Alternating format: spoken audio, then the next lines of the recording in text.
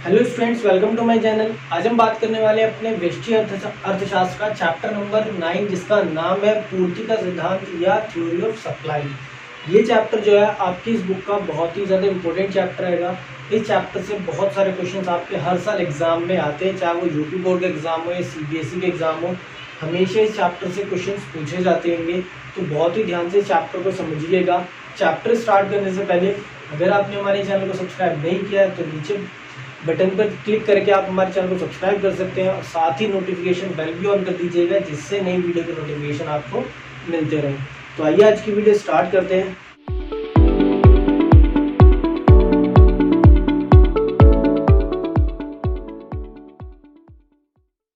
देखिए, सबसे पहले बात करते हैं पूर्ति या सप्लाई की। सप्लाई से मतलब क्या होता है, पूर्ति होती क्या है। तो जो इसकी डेफिनेशन है, बुक के अंदर आपको काफ़ी कॉम्प्लिकेटेड सी डेफिनेशन दे रखी है। हम इसको आसान भाषा में समझते हैं कि पूर्ति या जो सप्लाई होती है उसका मतलब क्या होता है। देखिए, किसी भी वस्तु की सप्लाई के लिए, किसी भी वस्तु की पूर्ति के लिए हमारे पास में कुछ पॉइंट्स का होना ज़रूरी होता है। पहली जो चीज़ होती है कि वो होती है आपके पास में कमोडिटी।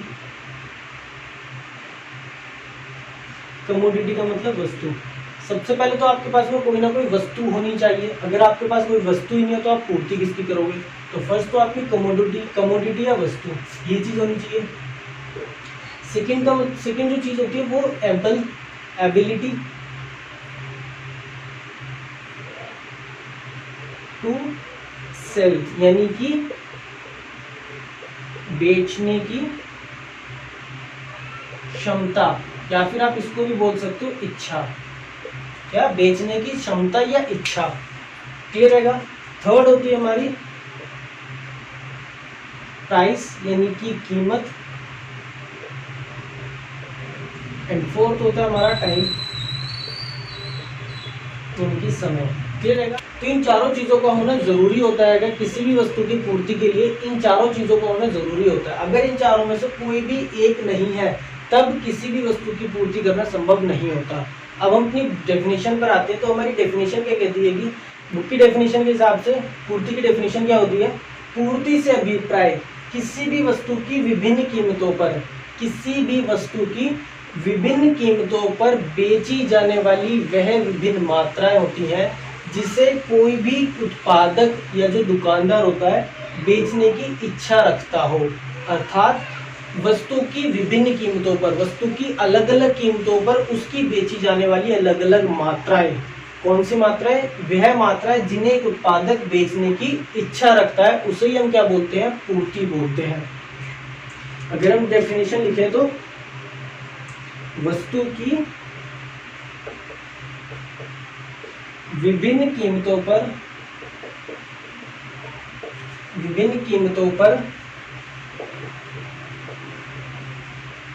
बेची जाने वाली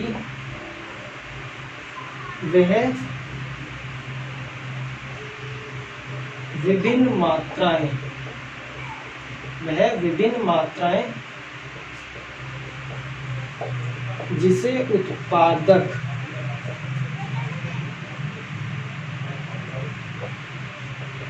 बेचना चाहता है या बेचने की इच्छा रखता है, उसे हम क्या बोलते हैं, पूर्ति बोलते हैं, सप्लाई।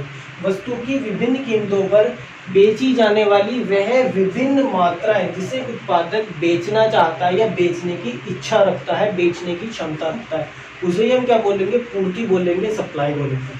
क्लियर रहेगा। एक एग्जाम्पल से समझ लेते हैं। चाहे मान लीजिए आपकी एक शॉप है या आपकी एक दुकान है, और आपकी जो दुकान है वो डेकोरेशन आइटम की है। क्या, डेकोरेशन आइटम्स की आपकी दुकान है, आप उसके अंदर सजावट का सामान बेचते हो। अब आपने अपनी दुकान के अंदर लाइटिंग कर रखी है, लाइटिंग लगा रखी है, वो आपने खुद के लिए लगा रखी है, अपनी दुकान को डेकोरेट करने के लिए।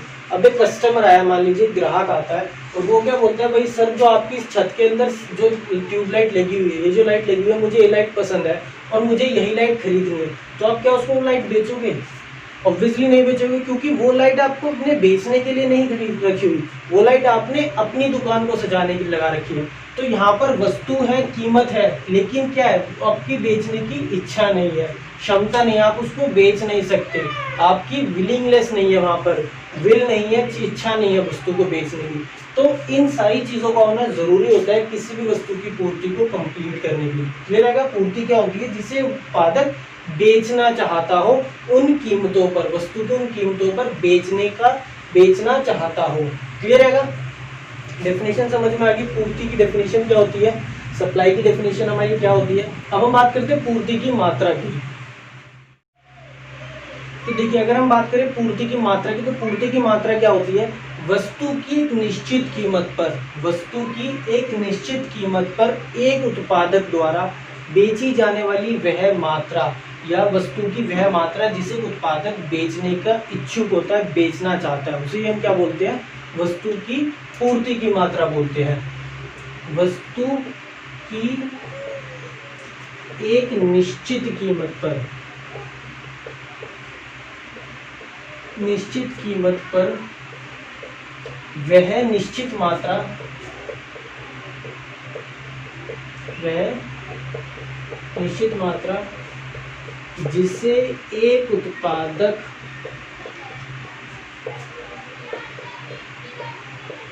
बेचना चाहता है। क्लियर है? वस्तु की एक निश्चित कीमत पर वह मात्रा, वह निश्चित मात्रा जिसे एक उत्पादक बेचना चाहता हो या बेचने का इच्छुक होता है, उसे हम क्या बोलते हैं? पूर्ति की मात्रा बोला जाता है। क्लियर है? इसको एग्जाम्पल से देख लीजिए। हम एक तालिका बना करके देखते हैं। मान लीजिए हमारी एक तालिका है, यहाँ पर वस्तु का प्राइस है, यहाँ वस्तु की क्वांटिटी है। क्लियर है? देखिए, जब वस्तु का प्राइस 10 है तो उसकी जो क्वांटिटी है वो 5 है, जो बेचना चाहता है, जो उत्पादक बेचना चाहता है, सेल करना चाहता है। जब वस्तु की कीमत बढ़ करके 10 से 20 हो जाती है तो क्वांटिटी क्या है? बढ़कर 5 से 10 हो जाती है। वस्तु की कीमत और बढ़ जाती है तो क्वांटिटी हमारी और बढ़ जाती है और ये 15 हो जाती है। क्लियर है? क्या हो जाती है? 15 हो जाती है। ये वस्तु की कीमतें हैं, ये वस्तु की मात्राएं हैं जिसे एक उत्पादक बेचना चाहता है। जब वस्तु की कीमत 10 थी तो 5 इकाइयों को बेच रहा था। वस्तु की कीमत 20 हो गई तो वो 10 इकाइयों को बेच रहा है। वस्तु की कीमत 30 होने पर वह 15 इकाइयों को बेच रहा है। अगर हम बात करें इन सभी कीमतों पर बेची जाने वाली मात्रा, तो ये क्या है? वस्तु की विभिन्न कीमतों पर बेची जाने वाली वस्तु की विभिन्न मात्राएं क्या कहलाती है? हमारी पूर्ति। क्या कहलाती है? हमारी पूर्ति। ये क्या है? वस्तु की पूर्ति है कि अगर मैं बात करूं 20 रुपए की कीमत पर वह कितनी मात्रा बेचता है, 20 रुपए की एक निश्चित कीमत पर वह कितनी मात्रा सेल करता है, बेचता है, वही क्या कहलाती है? पूर्ति की मात्रा कहलाती है। तो अगर मैं निश्चित कीमत अपनी 20 रुपए ले लूँ तो वह कितनी मात्रा बेचता है? उस टाइम पर 10 बेचता है। तो 10 क्या हो गई हमारी? ये क्या हो जाएगा? हमारा पूर्ति की मात्रा हो जाएगी। क्लियर है? पूर्ति और पूर्ति में क्या डिफरेंस होता है? सिर्फ हमारे यही दो वर्ड चेंज होते हैं। जैसे हमारे मांग वाले चैप्टर में था, वही सेम डेफिनेशन हमारी यहाँ पर भी बनेगी। वस्तु की विभिन्न कीमतों पर बेची जाने वाली विभिन्न मात्राएं पूर्ति कहलाती है, और वस्तु की एक निश्चित कीमत पर बेची जाने वाली निश्चित मात्रा या वह मात्रा जिसे एक उत्पादक बेचना चाहता है, वही क्या कहलाती है? पूर्ति की मात्रा कहलाती है। क्लियर है? समझ गए आप पूर्ति की मात्रा क्या होगी? अब हम बात करते हैं पूर्ति अनुसूची तथा पूर्ति वक्र की। देखिए, अब हम बात करते हैं पूर्ति अनुसूची या पूर्ति तालिका की, यानी कि अपनी सप्लाई टेबल। तो पूर्ति तालिका क्या होती है? पूर्ति अनुसूची क्या होती है? पूर्ति अनुसूची वह तालिका होती है जो वस्तु की विभिन्न कीमतों पर, जो वस्तु की विभिन्न कीमतों पर एक उत्पादक द्वारा बेची जाने वाली विभिन्न मात्राओं को दर्शाती है। दोबारा से सुनिए, वस्तु की विभिन्न कीमतों पर एक उत्पादक द्वारा बेची जाने वाली विभिन्न मात्राओं को जो भी तालिका दर्शाती है, उस तालिका को हम क्या बोलते हैं? पूर्ति अनुसूची या पूर्ति तालिका। क्लियर है? अब पूर्ति तालिका और पूर्ति अनुसूची हमारी दो प्रकार की होती है। दो प्रकार की होती है। एक कौन सी होती है हमारी?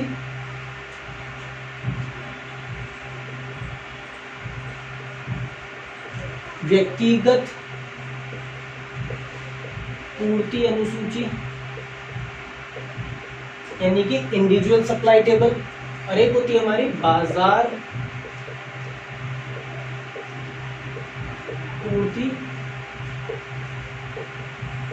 अनुसूची। ये क्या होती है? हमारी व्यक्तिगत पूर्ति अनुसूची। सेकंड होती है हमारी बाजार पूर्ति अनुसूची। क्लियर रहेगा?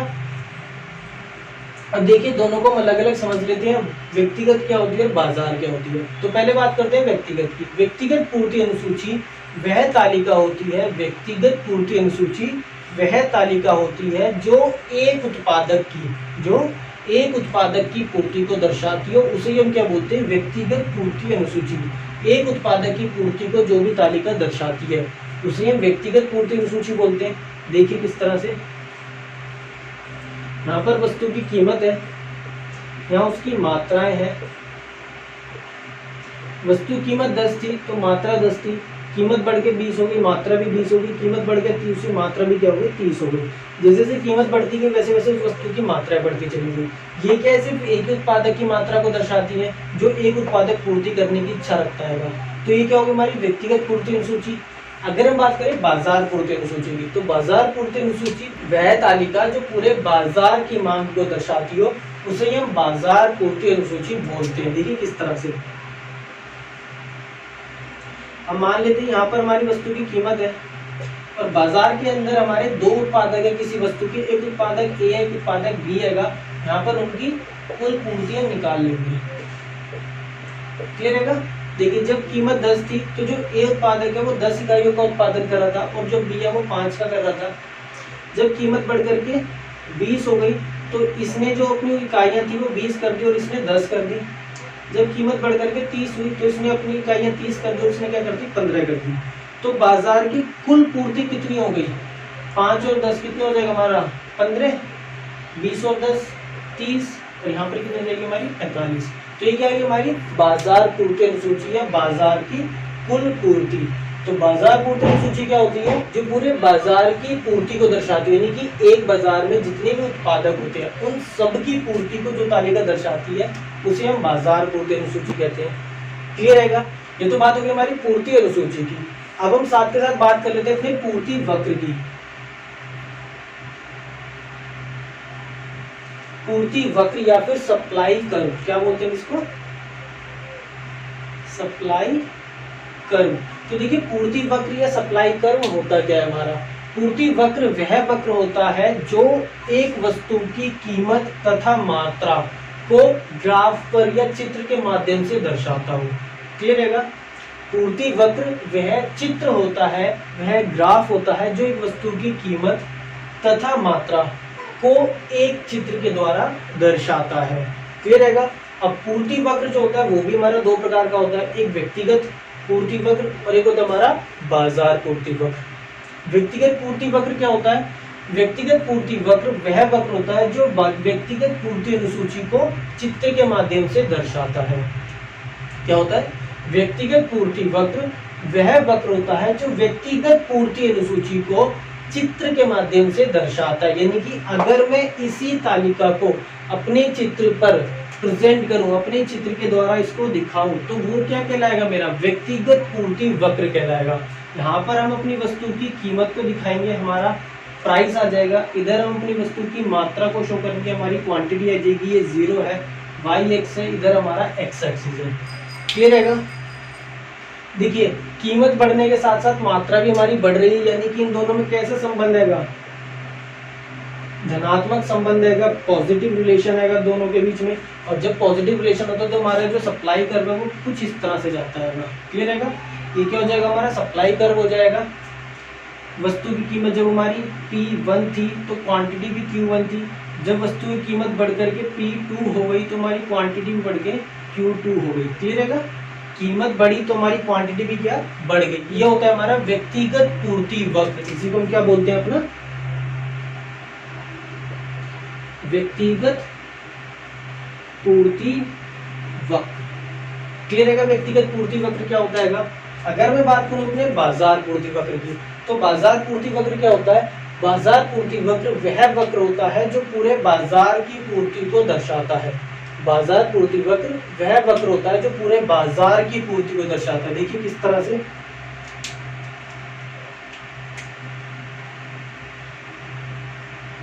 यहाँ पर अपना बना लेते हैं y x 0, ये हमारा x। यहाँ पर क्या आ जाएगी, मात्राएं। इधर क्या दिखाएंगे, अपनी कीमत को दर्शा देंगे। ये रहेगा हमारा जो बाजार पूर्ति वक्र है, कुछ इस तरह से चला जाएगा, SS कर्व। ये हमारी पुरानी कीमत पर P1 प्राइस पर हमारी क्वांटिटी Q1 थी। जब प्राइस P2 हो गया तो क्वांटिटी बढ़ करके हमारी Q2 हो गई। क्लियर है? प्राइस में चेंज आने से हमारी क्वांटिटी भी क्या बढ़ गई। ये हमारा बाजार पूर्ति वक्र रहेगा जो पूरे बाजार की मात्रा को, पूरे बाजार की पूर्ति को दर्शाता है। क्लियर रहेगा? पूर्ति अनुसूची समझ में आ गई, पूर्ति वक्र समझ में आ गया। अब हम बात करते हैं एक वस्तु की पूर्ति को निर्धारित करने वाले तत्व या वो फैक्टर्स जो एक वस्तु की पूर्ति को प्रभावित करते हैं। क्लियर है? तो देखिए अब हम बात करते हैं वस्तु की पूर्ति को प्रभावित करने वाले तत्वों के बारे में। एक वस्तु की पूर्ति को प्रभावित करने वाले तत्व, और ये जो क्वेश्चन है आपका बहुत ही इंपॉर्टेंट क्वेश्चन है, बहुत ही ध्यान से इस क्वेश्चन को समझिएगा। देखिए किसी भी वस्तु को प्रभावित करने वाले जो तत्व होते हैं वो हमारे दो प्रकार के तत्व होते हैं। एक तो होती है वस्तु की अपनी कीमत, वस्तु की खुद की अपनी कीमत वो होती है, और जो दूसरे होते हैं वो क्या होते हैं, कीमत के अतिरिक्त तत्व। एक तो वस्तु की अपनी कीमत होती होगी, और कीमत को छोड़ के जो बाकी तत्व होते हैं उनको हम एक अलग कैटेगरी में डाल देते हैं। वस्तु की जो अपनी कीमत होती है, जब भी हम इस स्थिति की बात करते हैं तो हम जो अपने अतिरिक्त तत्व हैं, जो भी हमारे अतिरिक्त तत्व हैं, मतलब कि ये वाले जो तत्व आते हैं हमारे, इसके अंदर सारे आते हैं, इन सब तत्व को हम मान लेते हैं कि अतिरिक्त तत्व जो है हमारे वो कैसे हैं, स्थिर हैं। कैसे हमारे स्थिर रहेंगे। और जब हम बात करते हैं अपनी कीमत के अतिरिक्त तत्वों की, तो हम यहाँ पर मान लेते हैं कि हम माना जो भी हमारी वस्तु की कीमत है वो कैसी है, स्थिर है। इस कंडीशन के हम अपनी वस्तु की कीमत को स्थिर मान लेते हैं। जब भी वस्तु की कीमत की बात करते हैं तो हम यहाँ पर अपने अतिरिक्त तत्वों को स्थिर मान लेते हैं, और जब अतिरिक्त तत्वों की बात करते हैं तो अपनी वस्तु की कीमत को स्थिर मान लेते हैं। क्लियर है? सबसे पहले अपनी वस्तु की कीमत की बात करते हैं। तो देखिए अगर किसी भी वस्तु की कीमत में, यहाँ पर वस्तु की कीमत है और यहाँ पर उसकी मात्रा है। क्लियर है? अगर किसी भी वस्तु की कीमत बढ़ती है, किसी भी वस्तु की कीमत बढ़ जाती है, तो उससे क्या होता है, एक उत्पादक का जो लाभ होता है वो भी क्या होता है, बढ़ जाता है। और जब किसी उत्पादक का लाभ बढ़ता है तो वो क्या करेगा, अपने उस माल को, जो भी वो सामान बेचता है उसको ज़्यादा से ज़्यादा बेचने की कोशिश करेगा। आप खुद एक प्रोड्यूसर की, एक उत्पादक की तरीके से देखिए। आप जब भी चैप्टर को पढ़ें तो एक कंज्यूमर की तरह से मत सोचिएगा, हमेशा प्रोड्यूसर, एक उत्पादक की तरीके से सोचिएगा, तभी आपको चैप्टर बहुत अच्छे से समझ में आएगा। मान लीजिए आप एक उत्पादक हैं और आज आप किसी भी वस्तु को 10 रुपए में बेचते हैं। अगर कहीं कल को ही वह वस्तु आप 20 रुपए में बेचने लग जाए तो क्या हुआ, आपका जो प्रॉफिट है, अगर इस 10 रुपए को बेचने पर आपको प्रॉफिट 5 रुपए मिलता था, तो 20 रुपए पर बेचने पर आपको प्रॉफिट कितना हो जाएगा, 15 रुपए हो जाएगा। और जब आपको एक वस्तु बेचने पर 15 रुपए मिलेंगे तो आप पहले से ज्यादा इकाई बेचने नहीं चाहोगे, ऑब्वियसली चाहोगे। तो जैसे ही किसी वस्तु की कीमत बढ़ती है, हम क्या करते हैं, उसकी मात्रा को बढ़ा देते हैं, उसकी पूर्ति को बढ़ा देते हैं। मात्रा से मतलब क्या है, यहाँ पर पूर्ति से आएगा। और जैसे ही किसी वस्तु की कीमत कम होती है तो क्या होता है, हमारा जो प्रॉफिट है वो भी क्या हो जाता है, कम हो जाता है। और जब प्रॉफिट कम होता है तो हम क्या करते हैं, उसकी पूर्ति भी कम कर देते हैं, घटा देते हैं। यानी कि वस्तु की कीमत तथा पूर्ति में कैसा संबंध पाया जाता है, धनात्मक संबंध पाया जाता है, पॉजिटिव रिलेशन, या फिर आप इसको इस तरह से बोल सकते हो, सीधा संबंध पाया जाता है। क्लियर रहेगा, सीधा संबंध पाया जाता है, पॉजिटिव या धनात्मक आप किसी भी तरह से बोल सकते हो।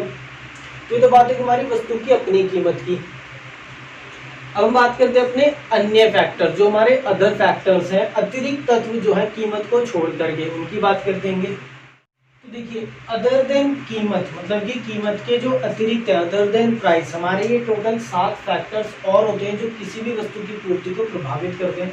हम एक एक करके समझते हैं। सबसे पहले हमारा संबंधित वस्तु की कीमत। संबंधित वस्तुओं की कीमत तथा किसी भी वस्तु की पूर्ति किस प्रकार एक दूसरे को प्रभावित करते हैं। तो देखिए मान लीजिए एग्जाम्पल से समझते हैं। आप कोई भी प्रोड्यूसर हैं, आप क्या करते हो, मार्कर बनाते हो। आप मार्कर बनाते हो, आप जिस कंपनी के मार्कर बनाते हो वो सेलो हैगी, और एक कंपनी और है हमारी फ्लेयर की। क्लियर है? एक कंपनी है सेलो जिसके आप प्रोड्यूसर हो, आप उत्पादक हो, आप इस कंपनी के मार्कर सेल करते हो, बेचते हो। और एक कंपनी हमारी फ्लेयर है जिसके भी मार्कर दिखते हैं, आप सबको पता हैगा। देखिए फ्लेयर का जो मार्कर हैगा वो आप 20 रुपए का बेचते हो और ये भी क्या है, 20 रुपए का ही बिकता है। ये मार्कर भी 20 का बिकता है, ये मार्कर भी 20 का बिकता है। अब क्या है, संबंधित वस्तु की कीमत किस प्रकार से उसको प्रभावित करेगी। मान लीजिए फ्लेयर का जो मार्कर है वो 20 से कितने का हो गया, 25 रुपए का हो गया। 20 से कितने का हो गया, 25 रुपए का हो गया। इसकी जो कॉस्ट आपको पड़ती है, आप 15 रुपए में इसको खरीद के लाते हो और 15 रुपए में ये अभी भी मिल रहा है, मतलब ये अभी भी 15 में मिल रहा है, बट बिकने लगा कितने का, 25 का बिकने लगा। ये अभी भी 20 का बिक रहा है। तो आप क्या करोगे, आप आज भी सेलो का मार्कर बेचोगे? नहीं, आप क्या करोगे, अपनी दुकान से किसकी तरफ शिफ्ट हो जाओगे, फ्लेयर की तरफ। मतलब कि आप किसका शुरू कर दोगे, सेलो से शिफ्ट होकर के फ्लेयर पर आ जाओगे। आप अपने फ्लेयर के मार्कर को बेचना शुरू कर दोगे। उससे क्या होगा, सेलो की जो होगी पूर्ति कम हो जाएगी, फ्लेयर की पूर्ति क्या होगी, बढ़ जाएगी। मतलब कि जैसे ही संबंधित वस्तु की जो कीमत होती है, संबंधित वस्तु की कीमत बढ़ जाती है, तो आपकी वस्तु की जो मात्रा होती है वो कैसी हो जाती है, कम हो जाती है। और जैसे ही वस्तु की कीमत कम होगी, आप अपनी वस्तु की मात्रा को क्या कर दोगे, बढ़ा दोगे। क्लियर रहेगा। तो इन दोनों में कैसा संबंध पाया जाता है, उल्टा संबंध पाया जाता है, या आप इसको ऋणात्मक या नेगेटिव भी बोल सकते हो। क्लियर रहेगा, समझ में आ गया। संबंधित वस्तु की कीमत तथा पूर्ति में कैसे संबंध पाया जाता है, दोनों में ऋणात्मक संबंध या उल्टा संबंध पाया जाता है। क्योंकि जब संबंधित वस्तु की कीमत में चेंज आता है, उससे उल्टा चेंज हमारी वस्तु की पूर्ति में आने लगता है। अगर वहां पर कीमत बढ़ती है तो हम क्या करते हैं, अपना सारा का सारा उधर की तरफ शिफ्ट हो जाते हैं, उधर की तरफ इन्वेस्ट कर लेते हैं, क्योंकि वहां पर हमारी प्रॉफिट मेकिंग ज्यादा होती है। देखिए यहाँ पर आपको 5 रुपए का प्रॉफिट हो रहा है, वहां पर मार्केट बेचने पर आपको कितने का, 10 रुपए का प्रॉफिट हो रहा है। तो आप क्या करोगे, 10 रुपए के प्रॉफिट की तरफ जाओगे 5 रुपए का छोड़ करके, जिससे आपकी सेलो की पूर्ति कम हो जाएगी और फ्लेयर की पूर्ति क्या होगी, सप्लाई बढ़ने लग जाएगी। तो इन दोनों में कैसा संबंध पाया जाता है, ऋणात्मक संबंध पाया जाता है। क्लियर रहेगा। अब हम बात करते हैं अपनी सेकेंड की, उत्पादन के कारकों की कीमत। हमारा सेकेंड क्या है, उत्पादन के कारकों की कीमत। तो देखिए उत्पादन के कारक, उत्पादन के कारक से मतलब होता है हमारा कच्चा माल। उत्पादन के कारक क्या होते हैं हमारे, जो हमारा कच्चा माल होता है। कच्चा माल मतलब हमारा जैसे रॉ मटेरियल है, किसी भी वस्तु को बनाने के लिए हमें जो दूसरी पहले वस्तु चाहिए होती है उसे हम कच्चा माल बोलते हैं। जैसे अगर आपको कपड़ा ही बनाना है तो कपड़ा बनाने के लिए जो आपको धागे या कपास या जो भी चीज़ें आपको लग देंगी वो सब क्या होती है, हमारी कच्चा माल होती है। सब पता है आपको कच्चा माल क्या होता है। तो उत्पादन के कारकों की कीमत, अगर हमारा कच्चा माल क्या है, महंगा हो जाए, उत्पादन के कारकों की जो कीमत है, कारकों की कीमत अगर बढ़ जाए, और तो आप अपनी पूर्ति को क्या कर दोगे, कम कर दोगे। क्यों कर दोगे, क्योंकि इसकी वजह से जो आपकी लागत है, जो आपकी उत्पादन लागत है, वो क्या हो जाती है, बढ़ जाती है। मान लीजिए आप ये मार्कर ही बनाते हो और आप यहाँ पे ये खुद मार्कर बनाते हो, पहले जो इसकी उत्पादन लागत मतलब इसकी जो कारकों की कीमत थी वो 10 रुपए थी। ठीक रहेगा, कितनी थी, 10 रुपए थी। आपकी जो लागत आती थी वो 10 रुपए आती थी इसको बनाने में, और आप इसको 20 रुपए का बेच देते थे। ये आपका सेलिंग प्राइस था पहले का। क्लियर रहेगा। अब क्या हुआ, इसका रॉ मटेरियल महंगा हो गया, 15 रुपए का हो गया। प्राइस आप चेंज कर ही नहीं सकते, क्योंकि हमने पहले ही पढ़ा था इन सब कंडीशंस के अंदर हम अपनी कीमत को क्या मानते हैं, स्थिर मान करके चलते हैं। अभी हमने एज्यूम करा था कि हम क्या मानते हैं, हमारी जो कीमत है वो स्थिर रहेगी, यानी पहले भी 20 था और अभी भी सेलिंग प्राइस हमारा 20 ही रहेगा। पहले हमारा प्रॉफिट कितना था, 10 रुपए का। अब क्या हुआ, कीमत बढ़ने से प्रॉफिट क्या हो गया, हमारा कम हो गया। हमारी जो उत्पादन की लागत थी वो क्या बढ़ गई, और जैसे उत्पादन की लागत बढ़ेगी हम क्या करेंगे, हमारा प्रॉफिट कम, जिसकी वजह से उत्पादन की पूर्ति क्या कर देंगे, अपनी कम कर देंगे। और अगर हमारी कीमत कम हो जाती है तो हम क्या करेंगे, अपनी पूर्ति को बढ़ा देंगे। यानी कि यहाँ पर भी कैसा संबंध पाया जाता है, दोनों में ऋणात्मक संबंध पाया जाता है। क्लियर है, उल्टा संबंध ही ऋणात्मक संबंध पाया जाता है। उत्पादन के कारकों की कीमत में वृद्धि होने से उत्पादन की जो लागत होती है, जो कॉस्ट ऑफ प्रोडक्शन होता है, सीओपी जो होता है, वो हमारा बढ़ जाता है, जिसकी वजह से हमारी पूर्ति क्या होती है, हम कम करने लगते हैं। और सिमिलरली अगर हमारे उत्पादन की लागतें कम हो जाती हैं, जो हमारा कच्चा माल है वो सस्ता हो जाता है, जिससे हमारी सीओपी क्या होगी, कम हो जाएगी, और हमारा प्रॉफिट मार्जिन जो है वो बढ़ जाएगा, जिससे हम अपनी पूर्ति को भी क्या कर देंगे, बढ़ा देंगे। क्लियर है। नेक्स्ट की तरफ चलते हैं। अब हम नेक्स्ट की हमारा तकनीक की स्थिति, टेक्नोलॉजी के अंदर चेंजेस। देखिए जब भी हमारी तकनीक होती है, जो तकनीक में बदलाव आता है, तो देखिए तकनीक में दो तरह से बदलाव आता है। एक तो हमारी तकनीक क्या हो जाए, सुधार आ जाए, उसके अंदर सुधर जाए, और क्या होती है कि बिगड़ जाए, मतलब कि और ज़्यादा बेकार हो जाए तकनीक हमारी। तो अगर हमारी तकनीक में सुधार आता है जिसकी वजह से हमारी लागतें क्या होंगी, कम हो जाएंगी।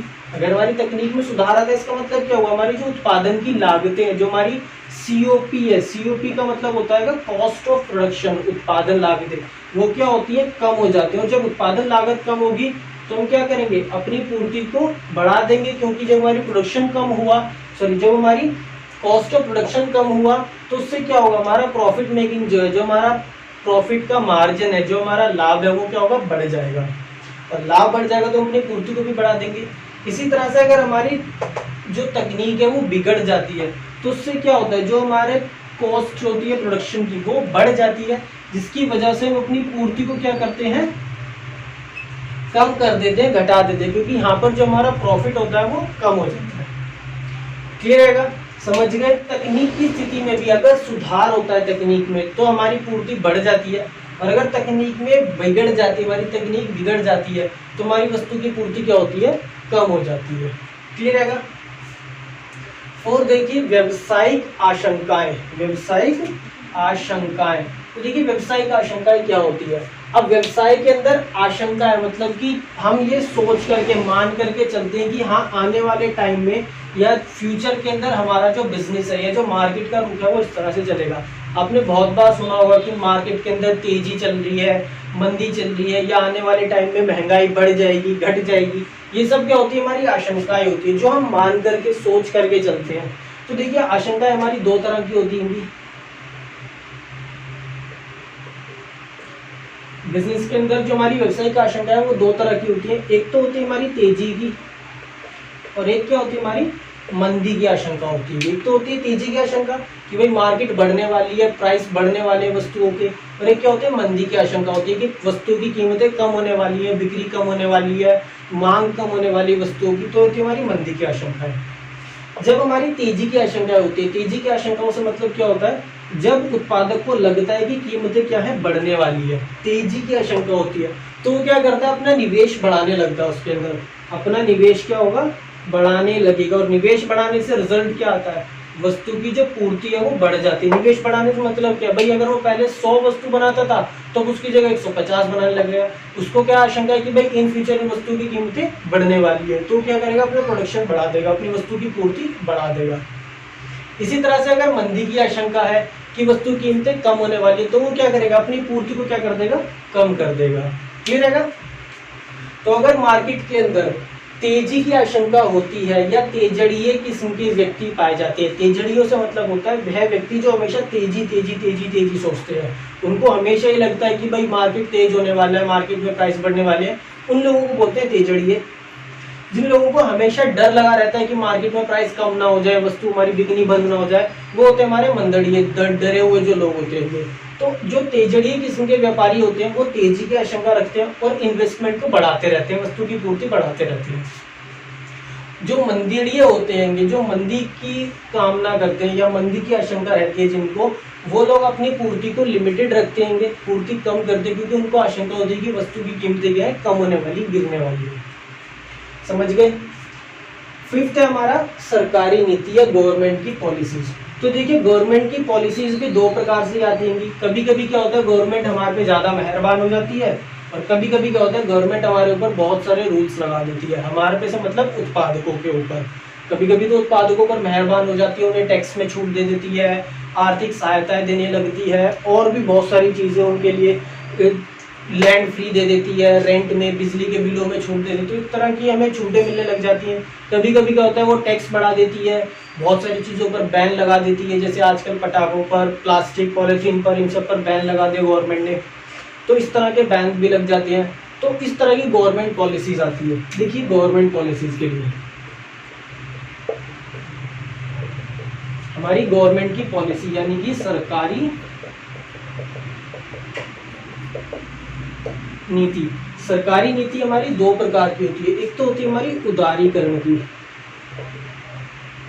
उदारीकरण का मतलब क्या होता है, जब वो टैक्स में कम करती है। उदारीकरण का मतलब होता है जब वो कर मुक्ति की यानी कि वो टैक्स में छूट देने वाली होती है कि बिगिनिंग स्टार्टिंग करवाने वाली होती है। वो जैसे आपने सुना होगा आज के टाइम पर मेड इन इंडिया का जो चल रहा है कि नए नए व्यापारियों को, नए नए उत्पादकों को मौका दें मार्केट में आने का। तो बिगिनिंग मेड इन इंडिया वाली जो पॉलिसी चल रही है वो क्या, हमारी उदारीकरण की पॉलिसी एक तरह से, यानी कि जब वो बिजनेस को स्टार्ट करने पर आती है, बिगनिंग पर आती है। बिगनिंग का मतलब क्या होता है, शुरुआत करने पर, छूट देने पर आती है कि तो जब गवर्नमेंट की पॉलिसीज इस तरह की होती हैं कि वो टैक्स में छूट दे रही है, रेंट में छूट दे रही है, बिजली के बिलों में छूट दे रही है, मतलब कि कुल मिला के हमारी उदारीकरण की स्थिति में होती है गवर्नमेंट। उसकी नीतियाँ उदारीकरण की होती है कि बिगनिंग नए नए व्यापारियों को मार्केट में लाने की होती है, कि नए नए उत्पादकों को मार्केट के अंदर स्टेब्लिश करना होता है। तो जब भी इस तरह की नीति गवर्नमेंट अपनाती है तो उससे क्या होता है, हमारी जो पूर्ति होती है वो बढ़ने लग जाती है। वस्तु की पूर्ति क्या होती है, बढ़ने लग जाती है, क्योंकि टैक्स फ्री होता है,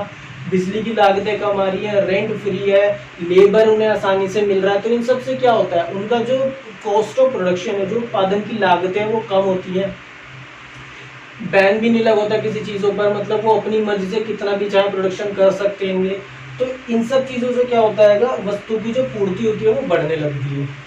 अब सेकंड कंडीशन क्या हुई, अगर गवर्नमेंट ने अपनी चीज़ों पर बैन लगा दिया, क्या, अगर वो इन चीज़ों पर बैन लगा दे, जैसे पटाखे हैं, प्लास्टिक पॉलीथीन है, इन सब चीज़ों पर क्या करें, गवर्नमेंट ने बैन लगा दिया है।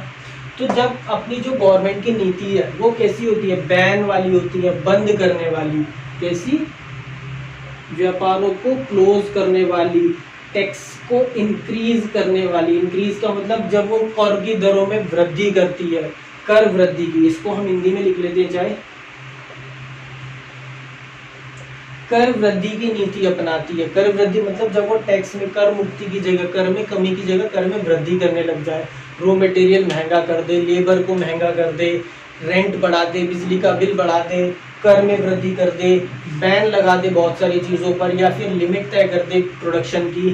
तो इस तरह की जब स्थिति उत्पन्न होती है तो इससे क्या होता है, हमारी जो वस्तु की पूर्ति है वो क्या होने लग जाती है, कम होने लग जाती है। वस्तु की पूर्ति क्या होती है, कम होती है। समझ गए।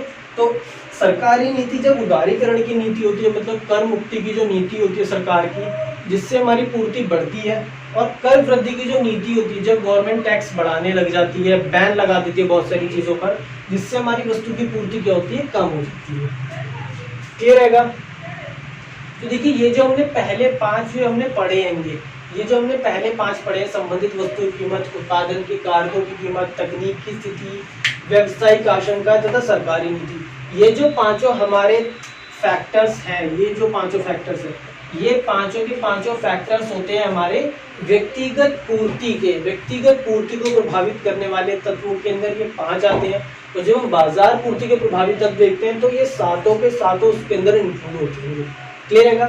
मतलब कि ये जो बाद के 7 हैं ये सिर्फ और सिर्फ बाजार के होंगे।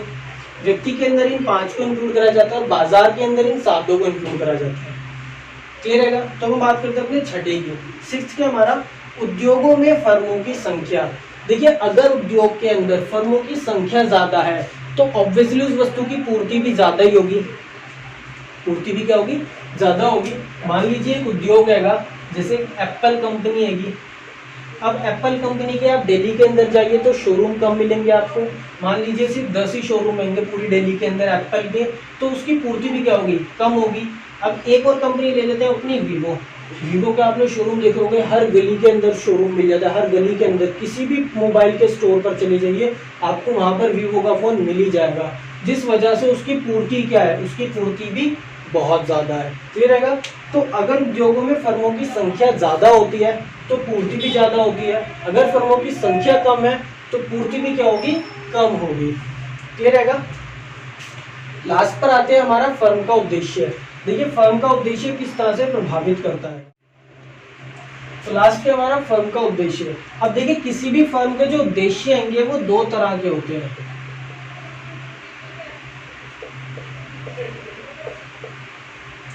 फर्म का जो उद्देश्य होता है वो 2 तरीके का होता है। एक तो उद्देश्य होता है उसका प्रॉफिट को अधिकतम करना,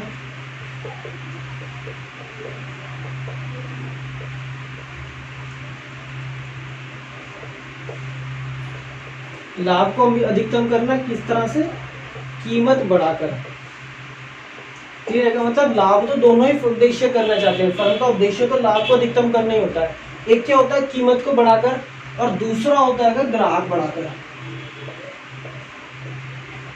मैं आपको बहुत ही आसान लैंग्वेज में समझा रहा हूँ, ग्राहकों को बढ़ाकर या अपने कस्टमर बढ़ाकर।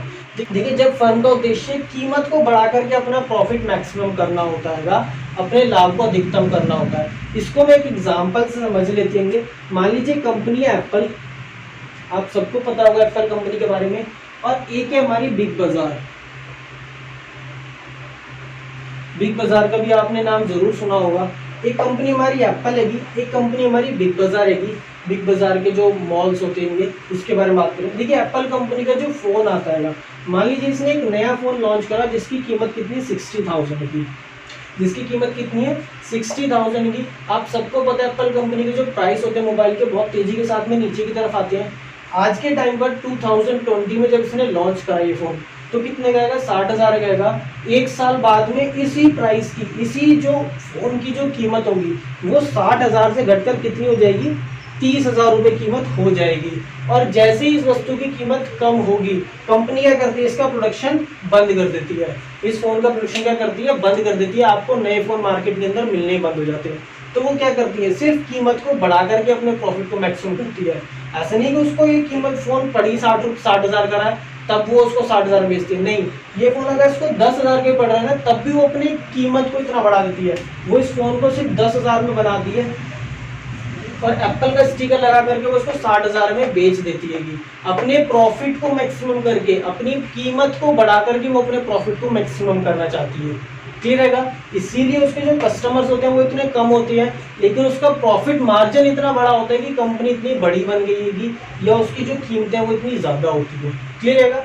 तो एक तो तरीका हो गया अपनी कीमत को बढ़ा करके प्रॉफिट अधिकतम करना। अगर फर्म का उद्देश्य कीमत बढ़ाकर फर्म को या अपनी लाभ को बढ़ाना होता है, तो इसकी जो पूर्ति होगी, जो इस वस्तु की पूर्ति होगी, वो हमेशा कैसी होगी, कम होगी। क्लियर रहेगा? पूर्ति कैसी होगी, कम होगी। आपने देखा होगा एप्पल के जो फोन होते हैं उसकी पूर्ति हमेशा कम ही होती है बाकी कंपनीज के मोबाइल्स के मुकाबले, क्योंकि इसकी उसका उद्देश्य क्या है, सिर्फ कीमत को बढ़ा करके अपने प्रॉफिट को मैक्सिमम कर लो। अब हम बात करते हैं बिग बाजार की। बिग बाजार के अंदर क्या होता है, अगर आपको बाहर शॉप पर, हम कोई भी सब्जी ले लेते हैं, मान लीजिए हम ऑनियन प्याज की बात करते हैं, अगर बाहर आपको कहीं 20 रुपये पर किलो, 20 रुपये केजी के हिसाब से मिल रही, क्या कॉस्ट पर आ रही है आपकी, 20 रुपये पर केजी पर प्याज आ रही है, तो अगर आप बिग बाजार में जाओगे तो यही प्याज आपको 15 से 18 रुपये पर केजी पर मिल जाएगी। क्लियर है? 15 से 18 रुपये में आपको बाहर ठेली पे से लेने में 20 रुपये में मिलेगी, और मॉल से जब खरीदने जाओगे सब्जी तो 15 से 18 रुपये में मिल जाएगी। ये डिफरेंस होता है बिग बाजार में। बिग बाजार वाले क्या करते हैं, इतना बल्क में सामान खरीदते हैं, इतना बड़े स्टॉक को अपने पास में रखते हैं कि उनका जो प्राइस होता है वो बहुत ही ज़्यादा लो होता है। और इसी वजह से जब उसके अंदर सेल लगती है तो आप यकीन करना, उसका जो डाटा निकल करके आता है एक दिन का बिग बाजार का, वहाँ पर एक मॉल के अंदर कई लाख लोग शॉपिंग करते हैं। यानी कि जब वो एक दिन के लिए अपना सेल खोलती है ना, तो करोड़ों रुपए की शॉपिंग करती है बिग बाजार एक दिन के अंदर एक मॉल से। जो बिग बाजार का एक मॉल होता है उसमें कई करोड़ की शॉपिंग हो जाती है एक दिन के अंदर। क्लियर रहेगा? तो बिग बाजार वाले क्या करते हैं, वो अपने प्राइस को बहुत ही चीप रखते हैं, बहुत ज़्यादा कम रखते हैं, जिसकी वजह से उसका जो कस्टमर बेस है, जो उसके ग्राहक हैं, वो इतने ज़्यादा बल्क में आते हैं कि उसका प्रॉफिट अपने आप बढ़ जाता है। उसका प्रॉफिट अपने आप ही बढ़ जाता है। वो अपने ग्राहकों को बढ़ा करके अपना प्रॉफिट मैक्सिमम करना जानता है या करना चाहता है बिग बाजार वाला। क्लियर रहेगा? तो दो तरीके होते हैं। अगर फर्म का उद्देश्य कीमत बढ़ाकर प्रॉफिट मैक्सिमम करना है तो उसकी पूर्ति हमेशा कम होगी, और अगर फर्म का उद्देश्य कीमत को ना बढ़ाकर बल्कि ग्राहक बढ़ाकर अपने प्रॉफिट मैक्सिमम करना चाहती है, तो इसकी जो पूर्ति होती है वो हमेशा हमेशा बहुत ही ज़्यादा होती है। क्लियर रहेगा? ये जो इसकी पूर्ति होगी हमेशा बहुत ज़्यादा होगी। समझ गए आप सब? ये हमारे कुछ फैक्टर्स थे जो एक वस्तु की पूर्ति को प्रभावित करते रहेंगे। तो आज की वीडियो के लिए इतना ही था। नीचे कमेंट करके बताइए कि आपको वीडियो कैसी लगी। अगर आपको वीडियो पसंद आई हो तो एक लाइक कीजिएगा और अपने दोस्तों के साथ शेयर करना बिल्कुल मत भूलिएगा ताकि उनकी भी हेल्प हो सके। और एक बात और फ्रेंड्स, हम इस चैनल पर मैथ्स की क्लास 9th और क्लास 10th के लिए भी वीडियोस बनाते हैं। तो अगर आपके रिलेशन में कोई भी आपके छोटे भाई बहन क्लास 9th में या 10th में पढ़ते हैं जिनके पास मैथ्स है, तो आप उनको भी हमारा चैनल शेयर ज़रूर कीजिएगा ताकि उनकी भी हेल्प हो सके।